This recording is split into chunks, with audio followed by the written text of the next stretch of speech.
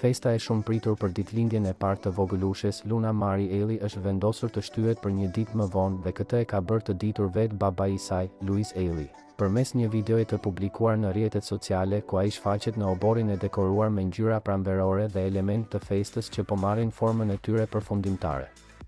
Me një ton të qetë dhe të buzëqeshur, Louisi sqaroi për ndjekësit se ndonë se sot është data 30 prill, ditëlindja e parë e Luna Marit nuk do të festohet menjëherë, për shkak se partnerja e tij, Chiara Tito, është e angazhuar me programin Portokalli dhe se ata kanë vendosur që festa të mbahet nesër me të gjithë familjen bashkë. Ja se si shprehet Louisi në videon e publikuar pak më parë, duke marrë parasysh që Chiara është te Portokallia sot, nuk do bëhet festa sot, po nesër se kështu e kemi lënë. Unë jam këtu te vendi edhe janë gati përfundimit. Kështu, shifemi nesër, u shpreh ai në video.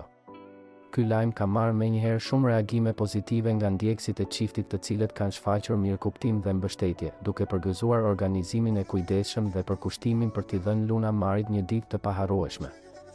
Ndjekësit kanë shpërndar videon me komente të ngrohta dhe emocionuese, duke vlerësuar faktin që festa nuk është thjesht një datë kalendarike, por një përjetim që duhet të ndodhë me të gjithë personat e zemrës pranë. Dekorimet që shfaqen në sfond, të kuruara deri në detaje, tregojnë se gjithçka është menduar për të sjellë një atmosferë të veçantë, plot ngjyra dhe ëmbëlsi, të denjë për një princesh të vogël që ka ndryshuar jetën e Louisit dhe Chiarës përgjithmonë.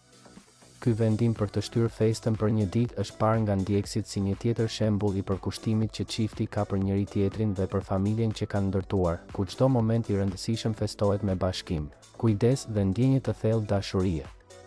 Në rrjet janë shpërndar dhjetëra mesazhe mbështetjeje që theksojnë se kjo pritje e vogël ia vlen për një ditë që do të mbetet në kujtesën e gjithë atyre që e ndjekin këtë familje dhe që e ndjejnë si pjesë të përditshmërisë së tyre.